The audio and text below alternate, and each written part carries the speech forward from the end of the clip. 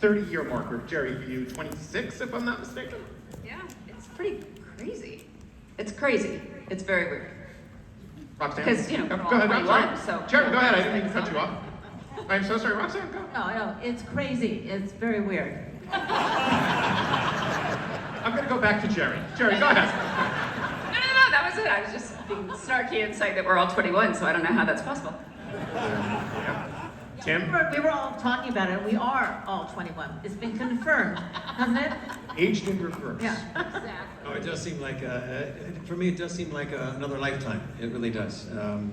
It seems like when the time we started, and I still remember at the very beginning, I think we took a tour of the sets and everything with the producers and stuff, and I can still remember that. It just seems like a very long time. The years are just, if you will, going by at warp speed.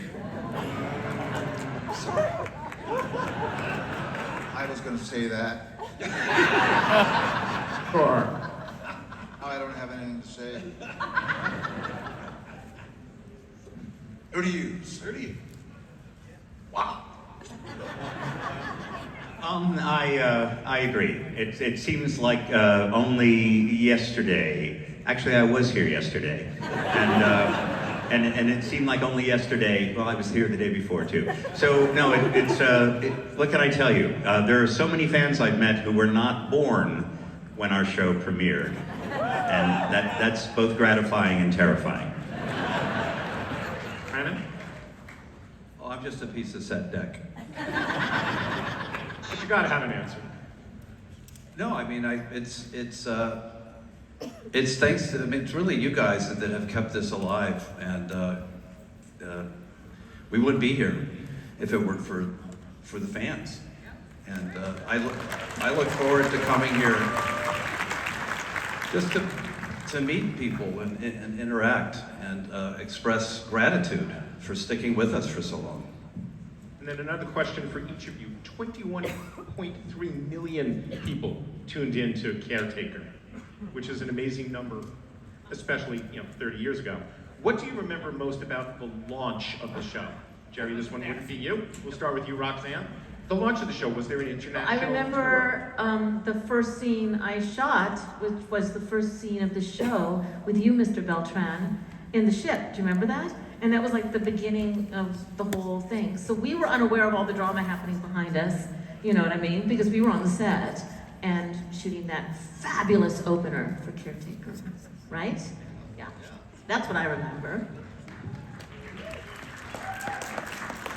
Tim? Well, Caretaker, I think I remember the first scene that I had with Katie.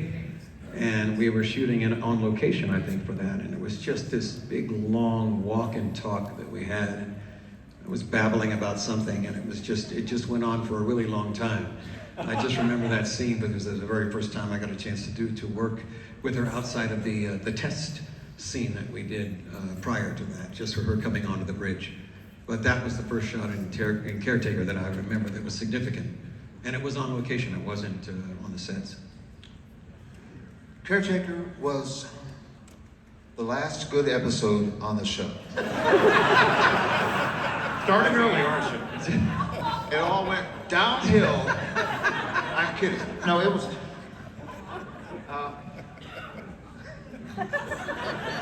The ladies are down here going, oh my God, oh my God. Who's pulling your leg? No, Caretaker was great because we all got to know each other, and we were starting to get to know each other. We were all dreaming about somebody like Jeri Ryan joining the show. I know I was. And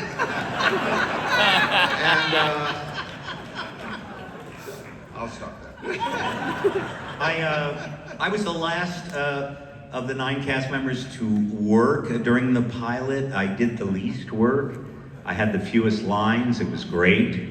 And I remember the first day I shot, the producers were kind enough to wrap me early because I was just closing a show at the Mark Taper Forum in downtown LA, so I didn't have to miss a performance. So I was very grateful for that. I didn't understand what the character was supposed to be, but I faked my way through the pilot and then figured it out by episode 3.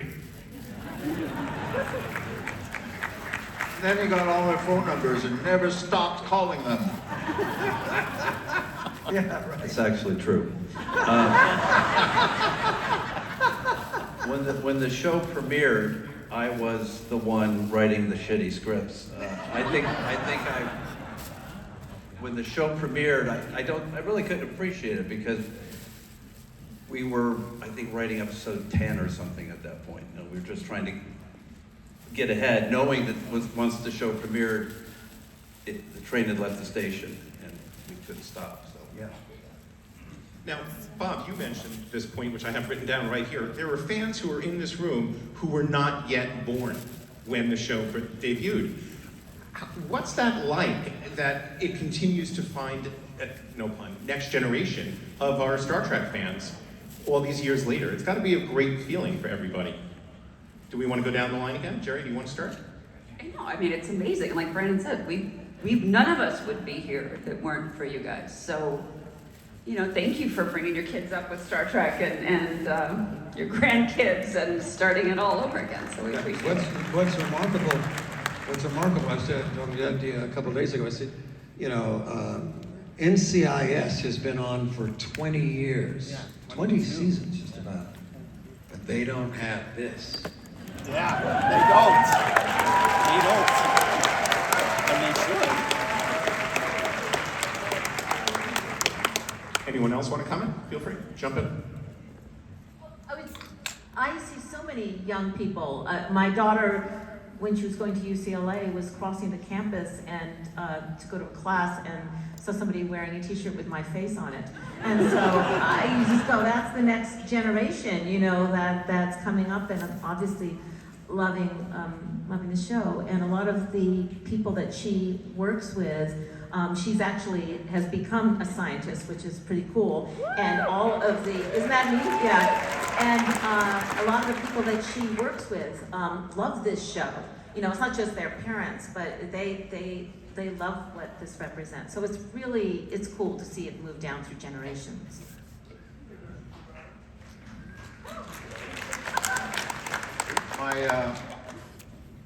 My daughter's 14, but when she was about 5 or 6, she was in Germany with my wife visiting her grandparents, and they were showing Star Trek Voyager. And of course they dubbed in German, right? So I called over there once, and she got on the phone. She said, "Daddy, you never told me you can speak German."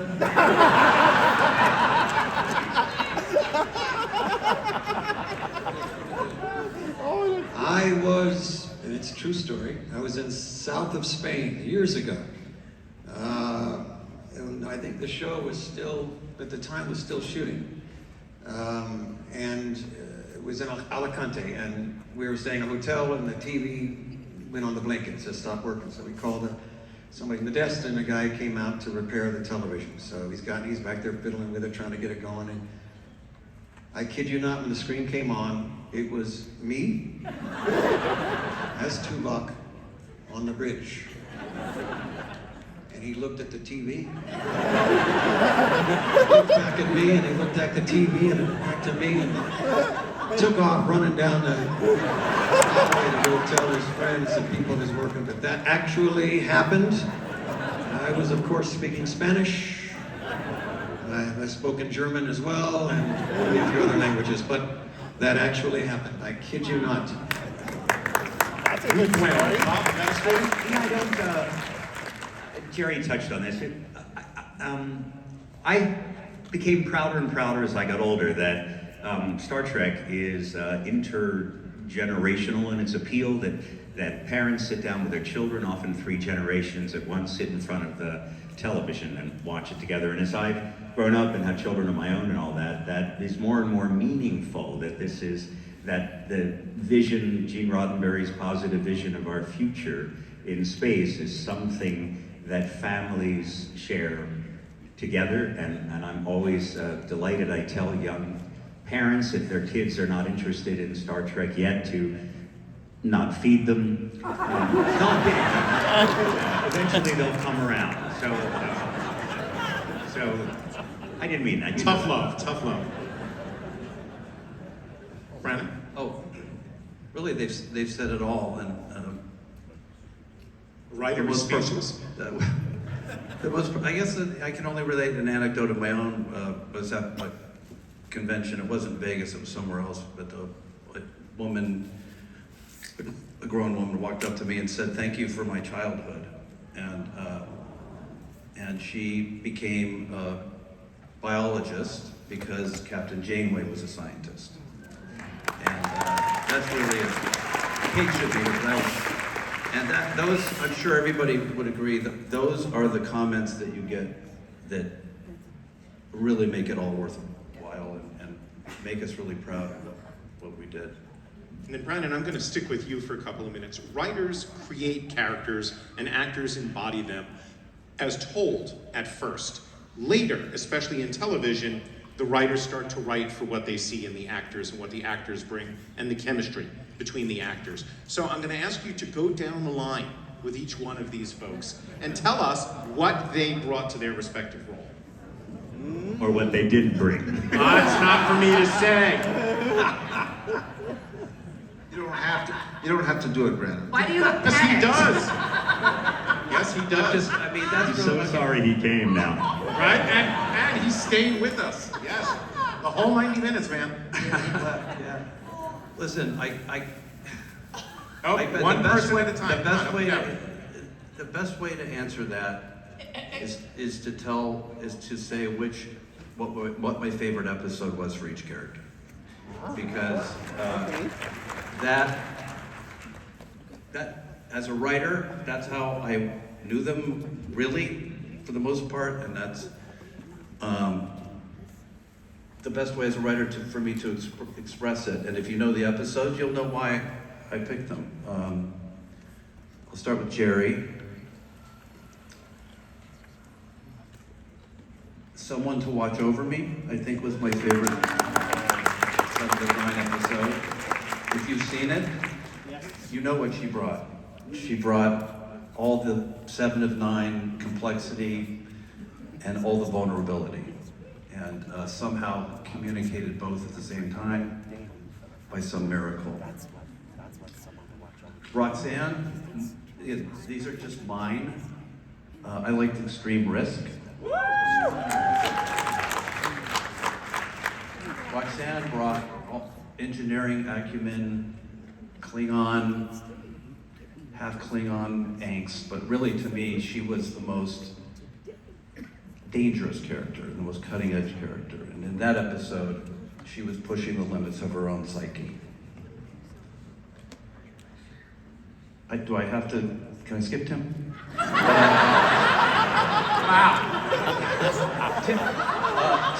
Tim's the most obvious, Meld.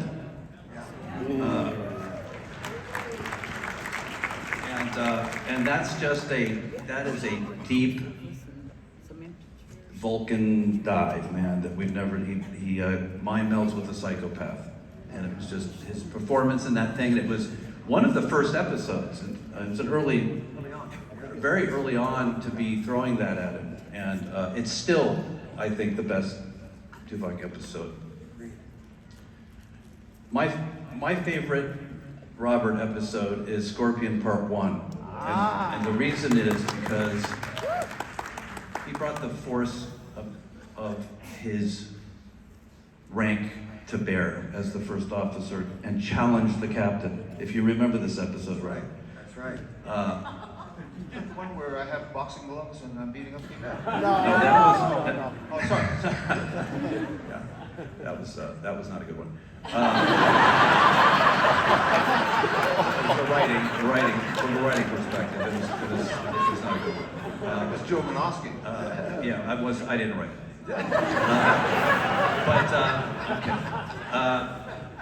I just thought you were at your best when you and Janeway were going at it, and I thought you made that two-parter work, because we had to understand why this was such a fucking terrible idea that Janeway was about to pull off. Part of my French. We had to understand the danger and the risk. I just thought you brought a tremendous amount to it. And then there's Bob.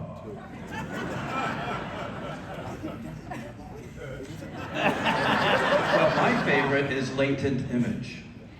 That's not an episode that's necessarily where he's singing and dancing or doing all that stuff, but it's the one that's about post-trauma as it regards to an artificial life form, and whether we should even be considering things like that, and how with an AI, well, why not just delete it? And what the consequences of that are. You remember that one? If you haven't seen Latent Image, I think it's one of the best Voyager episodes, period. Anyway, that's my answer. Thank you. Sorry to put you on the spot, but it worked. There you go. All right, so of your work since Voyager, let's go down the line. What are you proudest of? If people in this audience are going to say, hey, what else should I watch that you were in? I mean, the show that I did right after Voyager was a David Kelly show called Boston Public. And then I want to show what we're going to pretend to call an audition tape for Tim, because I'm hoping Spaceballs 2 will be in your very near future. Can you play that video for me, Aaron? Come on. You gotta see this. Come on. I'm gonna show 90 seconds of this. Fine shit in a sequel. It's possible that I'll revive the role in the sequel. I know that Mel Brooks is very excited about bringing back all of the original players he can get from the original film. So hopefully I'll be able to shoot it with him next year sometime. Let's see. And then Tim will be performing with the Roddenberries, so you will get to hear this whole song live and in person. I'll do it tonight. Yes. Yes, tonight. All right, so after that fun, let's go back to Mulgrew.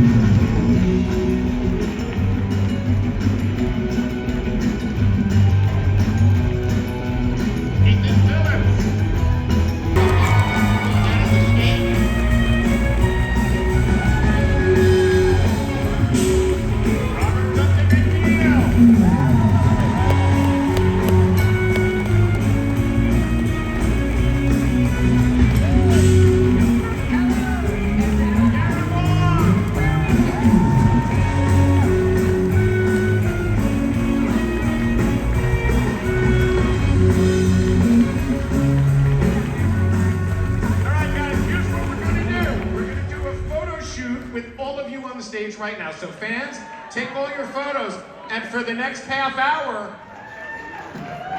Who has the whole package? Well, okay, well. Yeah. We We'll all talk have about that. that later. All right. Do we have pictures?